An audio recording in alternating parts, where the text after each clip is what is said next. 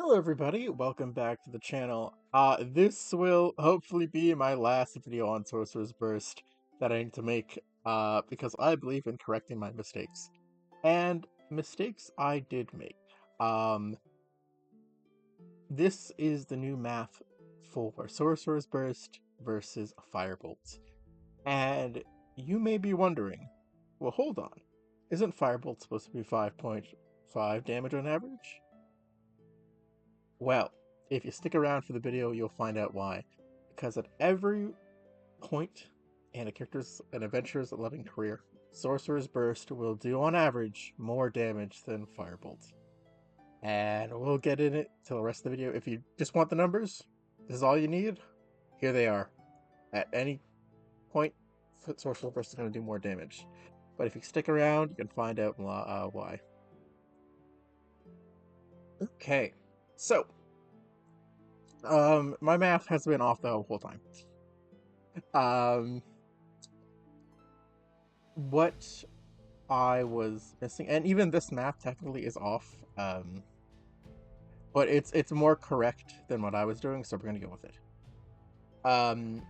So what I did find out from last time is that Sorcerer's Burst can burst on the bursts, so you just get a maximum of, on the first one you can actually just keep them on bursting away until you hit your maximum of 3 extra bursts.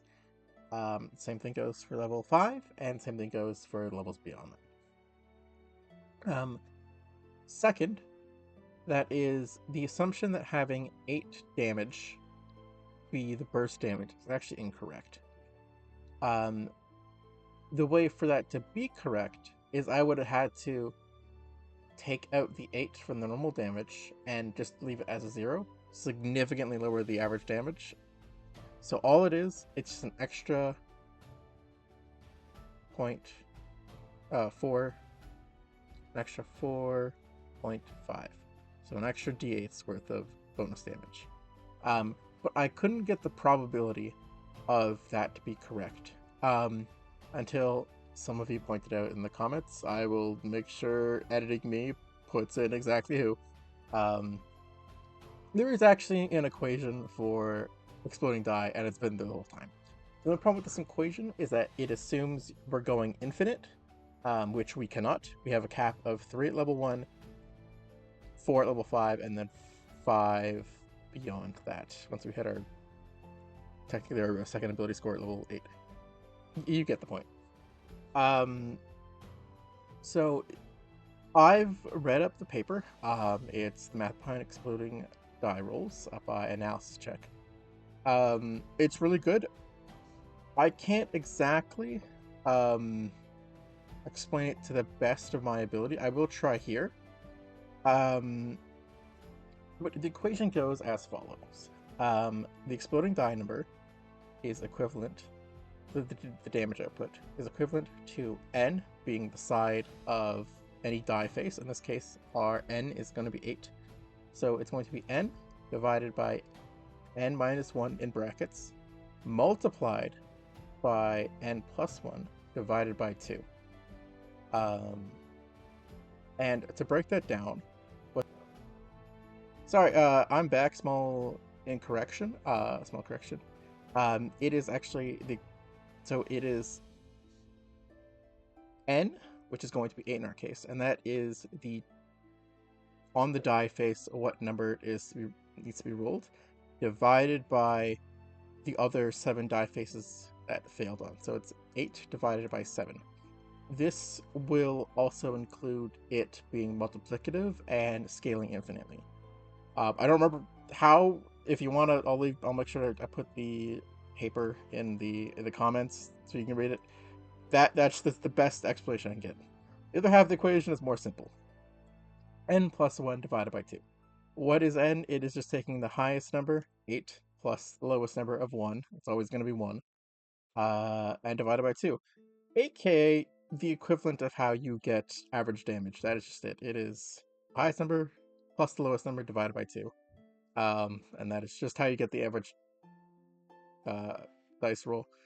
If you want to do it by hand yourself, you can add up every single number possible on a die roll and then divide it by the amount of sides there are, and you'll get the same number.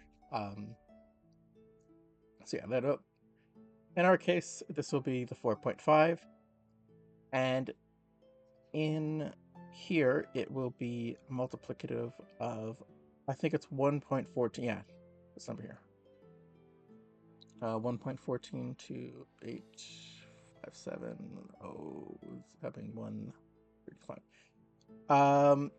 So yeah, that's a new number. 5.14.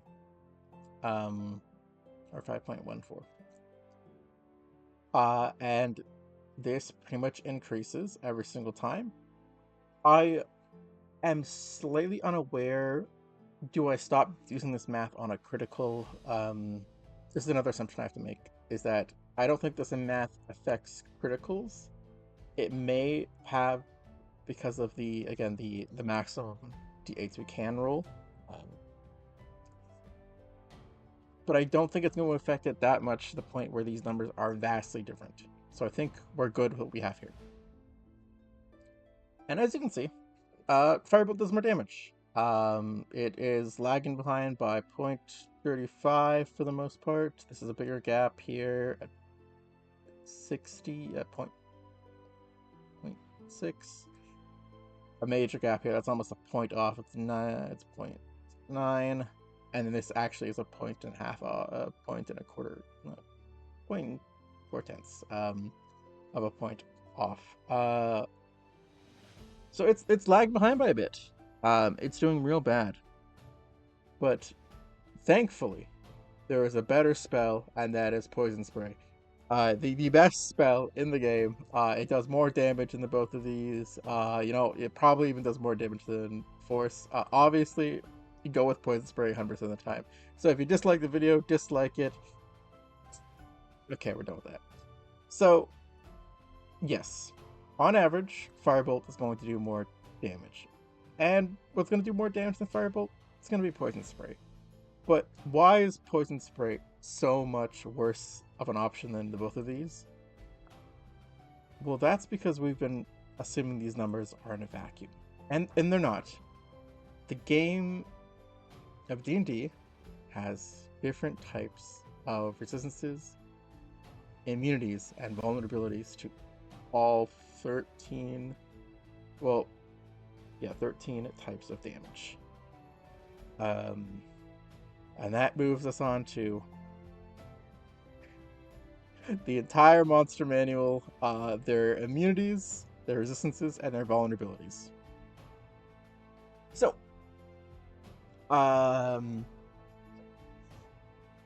as we know, Firebolt, it deals fire damage. It can't ever change from dealing this. So it's going to have 73 immunities that I can't deal with, 94 resistances that I can't deal with, but a staggering 13 vulnerabilities. That is the most in the game. So that's a good thing in Fire's favor. As for Poison, it's the worst damage type in the game. 207 immunities. In the total game so far, I'm pretty sure this is up to date. It could be like wrong by slightly, but I think that the math is still going to math out. There are 818 monsters. 207 of them are immune to poison damage. So a quarter of the monsters you just can't interact with, and then 21 resistance. Well, that's 20 are resisted, but it's more about that immunity. So that's pretty bad in Poison Spray's favor, and we'll see how this ends out later on. We're gonna stop talking about Poison Spray for a while, because our main point here is between Sorcerous Burst and Firebolt. But the thing about Sorcerous Burst is that its second ability, or add-on, it's not even flavor text, add-on, is that it can deal multiple damage types. That is Fire, Psychic, Poison, Thunder, Acid, Cold, and Lightning. So all the elemental damage types, and then Psychic and Poison. So what this allows it to do is obfuscate its weakness that one element might have, and then trading it out when the other element might also have it. So as we can see here, the best two types to switch between are going to be Psychic and Thunder. Psychic only has 21 immunities and 19 resistances and 1 vulnerability. Sometimes you might need to hit Cold for that those 4 vulnerabilities, but for the most part, you're going to stick with these 2 damage types and then fire for those vulnerabilities, which you really want to take advantage of.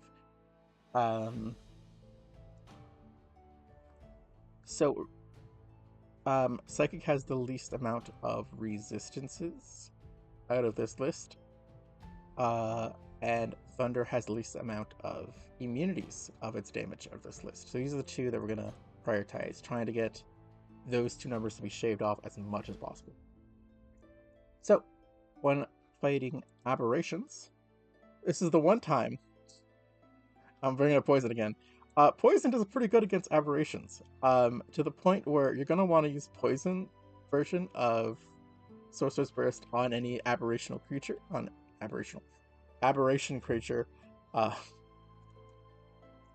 except for one. There is one aberration that is immune to poison damage, so then you're going to use Thunder. So you're going to be on that one aberration, you're going to have a single resistance, and that is it. The math will be a much clearer as we move on. As for Beast, you're going to want to use either Psychic or Thunder because you hit all of them for neutral, and there is no vulnerabilities to take advantage of. You can even use... Oh wait, they went over Radiant. That's for later. As for Celestials, we want to avoid using Psychic because one of the Celestials is immune to Psychic damage, so we can just hit them for Thunder for neutral. There is no vulnerabilities to take advantage of. As for Constructs, we want to use Thunder. There's only 2 resistances it has versus Psychic's 9 immunities and 1 resistance. But sometimes we're going to face Construct that is actually vulnerable to fire, so we might need to switch off that spell. Same thing with Psychic up here for aberrations, which is kind of funny. That one of the aberrations is vulnerable to psychic damage.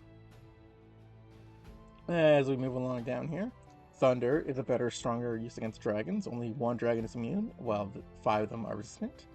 There are a lot of draconic creatures, and a lot of them are immune to fire. That's less than a fifth. But a lot of them are also resistant to psychic damage. Unfortunately, I don't have any vulnerabilities, but Thunder is a nice neutral hitting target for those creatures. As for elementals, Psychic hits them for neutral, but you might need to find advantage sometimes when you can hit some elementals for fire. Or even some elementals for thunder and even cold damage down here, which is where you're going to find that. Let me just denote that right now. So this is where you might want to be actually switching up damage types depending on what elemental you're fighting. As for Fae, Thunder or Psychic will do you just fine. And same thing with Poison. It's kind of funny. For Fiends, this is where Fire really sucks. 29 immunities, 55 resistances. 1 vulnerability, which is kind of funny, so I guess you can pick out that with Sorcerous Burst too. But Psychic will hit most of them for neutral, and the same thing for Giants. Psychic as well. You're getting no benefit from switching off. As for humanoids, you want to go back to Thunder, because some humanoids are resistant and immune to resistant or immune to psychic damage, while there is 2 immunities to fire. And then for monstrosity, you're hitting them all for neutral, no benefits to speak of. Same thing for fire and psychic, having some resistances. Oozes will hit for neutral for both thunder or psychic, so pick your poison, except for poison. Poison actually has a resistance, a single one. As for plants, this is where you might want to pick up fire for the most part, unless I think there's a one that is specifically like burning, and that one you can tell. But you can both target fire with this one. Which actually looked at as kind of funny. I don't know why poison doesn't have some plant creatures vulnerable to it, even necrotic too. I think this is a missed opportunity. Fire makes sense, but these two types are also should be technically good against plant creatures. It's even got 2 resistance, but I guess there's some venomous plants out there. And then as for undead, finally, psychic is the predominant one you want to use. Technically, there are 2 resistant immunities. I would say just stick with it. Technically, you can switch off and go with thunder damage instead for those 2. So I might actually, I'll fix that in the math when I get to it. No, I already showed you. It's fine. Whatever. We'll just stick where the 2 immunities are much better than going for the 11 resistances. But technically speaking, you can switch off of them. And then there's 2 vulnerabilities to snag up. So let me highlight that real quick. Let me actually highlight all the vulnerabilities, because you might want to snag these up when you can.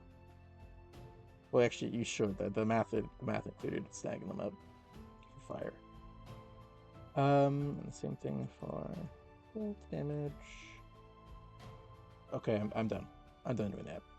Alright, so as you can see, you could obfuscate a lot of the immunities and resistances going forward. So how does this look on the math side? Well, with all 818 monsters being accounted for, fire has 70 for immunities, 90 for resistances, 13 vulnerabilities you want to hit. Sorcerous Burst, however, can obfuscate and only have 3 immunities against any one of its damage types, 9 resistances, and 20 vulnerabilities it can hit. So you take the total divided by the listing of all 3, and that'll give us the immunity percent chance. So for fire, 9% of the monsters that you fight are going to be immune to fire. 11.4% of the monsters you're going to fight are going to be resistant to fire. And 1.5 are going to be vulnerable to fire, which you really want to increase this number and decrease these 2. And Sorcerous Burst does that. Only 0.3% of monsters are going to be immune to Sorcerous Burst. Only 1.1 are going to be resistant to any damage Sorcerous Burst can provide. And 2.5% are actually vulnerable to Sorcerous Burst damage types, and will be taking extra damage. The other not made up percent, like out of a total of 1, are going to be hitting for neutral. What did I just change? For Firebolts, 77.8% of monsters in the manual and beyond, the official monsters, are going to be hitting for neutral, while for Sorcerous Burst, you can get that up to 96% neutral damage. And that affects the math a lot. While Firebolt was leading, after applying the resistances and vulnerabilities by taking the resistance percentage, timesing that by, okay, it's half damage, timesing that by the damage itself, and then adding the vulnerability, timesing that by 2, because of how much it does double damage, multiplying the damage, and then the neutral damage plus the normal damage. And then because immunity is just going to be 0 damage outright, I've just taken it out from the list, so we're just losing out on that percentage of damage, which is why it's lowered to 4.77. That is a significant drop, because fire, although a good damage type, it's only good at exploiting weaknesses, but it's not good at a main... Like, it's not the best damage type, which is force, which is going to hit most things for neutral. And honestly, if you can... Let's go back actually a little bit. Force damage is 2 immunities and 5 resistances. Sorcerous Burst is 3 immunities, 9 resistances, but 20 vulnerabilities. That's good. That's really good. So now, Sorcerer's Burst, actually, three of those vulnerabilities, that actually increases the damage because there's more vulnerabilities than there are immunities and resistances. So it ends up increasing your damage by a little bit. But it's enough to really widen the gap between. So level 1, Firebolt is doing 4.77, while Sorcerer's Burst is doing 5.22. At level 5, it's doing 9.54. But Sorcerer's Burst is coming up with 10.44. That's nearly a point, like a damage point over. Now at 14.32 versus 15.66, that's a damage point over. And growing. 19.09 versus 20.88. That's nearly 2 damage points over. Well, okay, damage point in 0.8, 1.8. I want to say 1.8. Yeah, 1.8. And again, this really matters. Now, to be fair to Firebolt, we're not going to face all of these monsters evenly. We're only going to be facing one dragon versus like a horde of humanoid goblins, right? Where you'll be fine. But it does show how much resistances matter because, as I mentioned, Poison Spray, it comes in last place. It dealt the most damage to start off with, but because of all of the 207 immunities creatures have to poison, it significantly lowers the damage. It is 25%, 25.3% of all monsters you face will be immune to the damage. And the small amount will be resistant, but it's the damage immunity is more what kills it. And it puts it nearly in line with Firebolt. But the difference with Firebolt is it's going to be a lot easier to hit things at 120 foot range than 30. And it's also going to do more neutral damage than Poison Spray will. Or do any damage at all. It's 72 for neutral, which is a lot closer to 77, but that immunity dealing no damage is what really kills it. So yeah, it's flying underneath Firebolt, and it's going to be a lot worse to pull off. So for me, that's the end of the video. I have a little bit extra if you want to stick around for Druids and what they should do for their damage types, for their main 2 range damage. But that is how Sorcerous Burst is still doing more consistent damage than Firebolt. Now, there's things that I have taken for granted. The infinite bursting, that really won't add too much damage. The fact that we're facing one of every monster, that would actually significantly change it. Maybe it might be a little bit less in the start, but when they start gaining more damage resistance to elemental types, I think it's going to start popping off in your adventures at these later levels.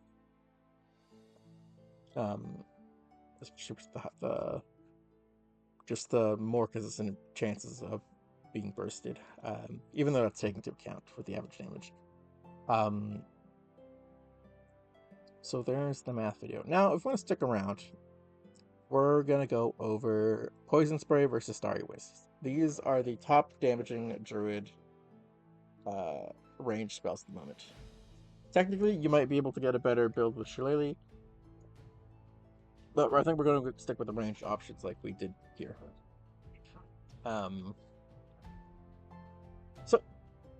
Starry Wisps, much like Sorcerous Burst, is a DH, but it can't do any higher damage. But the thing is, it is Radiant damage. Radiant is the second best damage type in the game.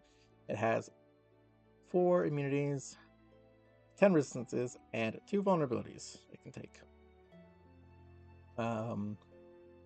So when putting it up with Poison Spray back to back, it does lose out.